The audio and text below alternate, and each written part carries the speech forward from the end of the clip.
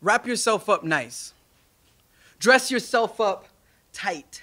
So every inch of your soul closed for photos. This picture is the image that we're making the logo so we can move more units of you and deceive more tenants with the view. It's got to come easy to be sold because no one would rock gold if they had to get it from the rocks themselves. It's got to look pretty on the shelf. It's got to gleam. It's got to glow. It's got to scream softly, overtly inundate your ears with freshness, overwhelm your eyes with the appearances of perfection. It's got to look like everything that it's not and exaggerate what it is. Breasts a little bigger, guns a little louder, steps a little sharper, voice a little clearer. Can't let the paint show from the air, brush, touch, make, over, out, up, fixes marks stretched on legs, hips, and backs, because nobody wants to see that. Cages, labs, and chemicals, clinical, trial pharmaceuticals, whining, glow-in-the-dark animals, two-headed giraffalopes, but we love our seedless cantaloupe. White grapes, passion fruits, purple mountains with pink trees on them, buffaloes with wings on them, but oh no, the wool don't itch because these sheep is clones, bred to bear the softest polyblends, mono and diglycerides and everything, but everything we buy is fresh. New clothes so you can look fresh. Subway so you can eat fresh. Febreze so that it smells fresh, and preservatives so that it stays fresh. But was it ever? We traded intelligence for clever because it was quick and accessible, traded baked for fried because it was 2-minute microwavable. Crispy, crunchy, tender, flaky crust. Nighttime sniffling, sneezing, coughing, aching, stuffy head, fever, can't get no rest without my 2 all-beef patty, special sauce, lettuce, cheese, pickles, people on sesame seed buns of steel, 8-minute abs, Billy Blankout, Tybo, Bowflex, FlexPay, PayPal, send. No postage, no U-turns, no returns, no possible way of getting back because we're lost and holding calculators. And GPS can't find us because you know we're gone. We know we're off. We search Google for answers instead of God when our solutions must be mapped by heart and hand, calloused from working, reworking, rebuilding, restructuring, repackaging what we're selling ourselves because we're selling ourselves short on a tall order. By the time we get it, won't remember what we've ordered, lost who we were as children, forgotten who we wanted to be, and our children will pay with full interest for our lack of as we lay away to waste, polyester-suited faux wood grain coffin in a dried riverbed cemetery next to a landfill. And our spirits will not be eased by lifetime guarantees because we sold our souls for 40% off with coupons they clipped the same time as our wings, traded our halos for Mardi Gras beads, but don't listen to me because I ain't on TV, thirst ain't a thing, but image is everything. So whose image are you made in? What do you have faith in? We don't throw our hands up like we don't care anymore. We throw our hands up like we don't care anymore. But I tell you, God is an artist, and we are the masterpiece. So stop and smell the roses before we're buried underneath them.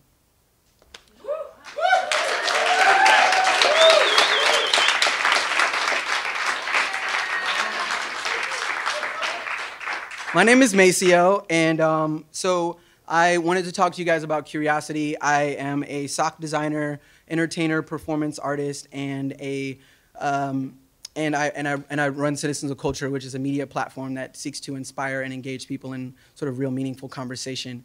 And a lot of times when I talk to people about those 3 things, they're like, wait, so you like dance and you like make socks, but then you're also like a aspiring media mogul? And I'm like, yeah. How is that not symbiotic? What are you talking about? And so they're like, well, how do you, what led you to do that? And so for me, it's like, that's what I want to talk to you about. It's because I consider myself an artist and entrepreneur. I like to smash them together. Maybe you heard this word, entrepreneur, right? And so what that means is that like, everything that I'm trying to do is the same. It requires guts, integrity, optimism, hope. I'm trying to build something new, remake something old. I'm trying to change, entertain. I'm trying to innovate, right? That's what I want to do. I want to put something new into the world, fill a void, fulfill a service, or tell a story, impose, challenge, right? All of these things are all the same on both sides, whether for a ton of profit or none at all, right? We have to be willing to jump and not scared to fall, right? Like that's what we have to do on both sides of the fence. And so for me, creating and designing a sock company, telling a story or whatever, or talking to people, it all starts with what some psychologists call is the curiosity drive model, right? Curiosity drive model is something that says like we have this psychological pain, this mental hunger inside of us that like tells us we have to go and lift up the boulder to find out what's underneath, or it tells us we have to like look up into the stars and wonder about what they're made of, right? And so those are the same things that inspire entrepreneurs, are the same things that inspire artists. And if you like, it's like getting a kiss on your sixth sense, like your first date when you kiss someone, you're like, I wonder what this could be. It's the hope that you just really want to find out, but it's at the same time the challenge to go and take it, the risk not to break it. And you really just want to step into that and like follow that trail. Just follow the trail, that the hunger from the inside. And it tells you, hunger tells you where to go, right? What the direction that you want to go in. And so when you start to quench that mental hunger, this is when we kind of change pace. It's like different movements, right? So you quench that mental hunger, it's like you wake up, you know? And it's like, I can see clearly now, the rain is gone. I can see all obstacles in my way. Gone are the dark clouds. You can clap. That pass me by. It's gonna be a bright sunshiny day. All right, so stop clapping. So you quench that mental hunger, right? And then you start to like realize like, okay, cool. So I've quenched the hunger, and that hunger then turns into taste. Right, that burning turns into discerning. And I just want to like take a minute like to just go back, right? Go back before you could talk, before you could even walk, and start thinking about when you wanted to take that first step, because the first step was enough, right? And by the time you got really good at walking, you realized there was more to walking, and you could run. You could run and you could jump. And if you really wanted to jump, you could skip. And if you wanted to skip, you could flip. And if you really wanted to take a chance, you could dance. So when you follow your curiosity into the world, it allows you to take huge chances, but at the same time, you get into that forest and you find the fruit. You find that one is red, one is blue. You find the frog with dots, you find the frog without dots, and you're able to sort of separate, change, and understand the difference between white and accru. And from there, you become, what my favorite things is, you become a curator at that point. You have the ability to take your curiosity into curation. Then you could separate things, and once you do that, you can make up new stuff. On the spot if you want, because you're not just talking, you're no longer scared, because once where there was no words, you now have vocabulary.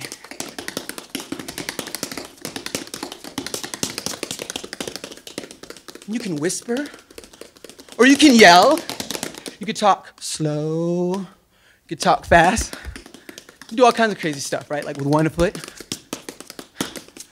both feet, on your toes, on your heels, everything, right? Like it's just cool, right? The next thing you get to do, the next thing you do is what happened to me, right? So I'm not incredibly flexible, but, so this is how the socks happen. I started off and I was going places, I was doing my thing, you know, I'm a cool guy in LA. People are like, Maceo, where did you get your socks, bro? You always got the coolest socks, man. Like, what's up? I'm trying to get my sock game up. I'm like, okay, cool. I'll help you get your sock game up, man. Go down to Chinatown. Talk to Joe. He's a Santee Alley. $5 for a dozen. Before Urban Outfitters gets them. Cheapo, bro, cheapo, right? He's like, oh man, okay, cool. Somebody else asked me, where do you get them, where do you get them? Dude, go to Nordstrom's. Rack, bro. Cheapy. Old season, low cost. Somebody else said, hey, Maceo, where do you get your... And I'm like, these people are biting my style. I'm giving away all my secrets. All the while, why am I looking for socks in the first place? I'm looking for that one, the holy grail sock that really embodies me as a person. And it wasn't out there. It was incredibly lonely. My poor feet. So I said, well, people are asking me where I get my socks, right? And I'm just telling them all these different places. So I said, maybe one day I'm just gonna like change my answer to, oh, these are Paisley sockwear. And they're like, oh, word, I never heard of that. Wait, Maceo Paisley? And I was like, yeah, Paisley. Oh, so you have a sock? I'm like, I do, but I didn't, right? I didn't. But I was testing, right? Market research, you know what I'm saying? So they're like, well, what's your website? Oh, it's PaisleySockwear.com, aka .tumblr.com. Right, so then I was like, okay, cool. 20 hits in a day, 40 hits in a day, 50 hits in a day. I'm like, Tony Shea, I got my t-shirt. You know what I mean? So when I hit 100 hits in a day, I was like, I ain't making no money off this stuff. So I put an e-commerce button. I bought some other socks, threw them up. All the while, started designing my own stuff, right? Same time, I'm going to a bar. I'm trying to small talk. I can't small talk very well because I'm not so much interested in like where you're from or what you do. I want to know what your parents do and where they from and what they did to make you, right? So I'll ask people questions like, what is your life philosophy? And they're like, And I'm like, well, these people, I don't know if they're thinking about the things I'm thinking about. It's terribly alone. I'm not having the discussions that I want to have in the environments that I want to have. And maybe these things are going on somewhere, but I can't find them. I'm not being invited to these parties. So I decided to do, again, curiosity, right? I wanted to talk to people. I wanted to engage. Curation, I started exploring and looking for these venues, and then I found the void, the one that wasn't being filled. I couldn't find the conversations that I wanted to have. So then I turned something that already existed into like this kind of conversation model, citizens of culture.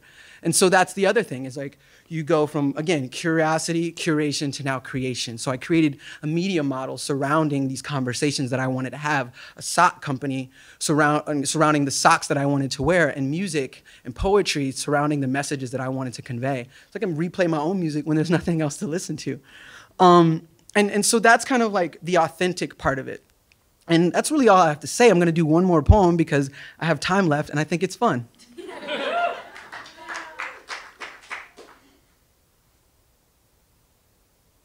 This one's dramatic.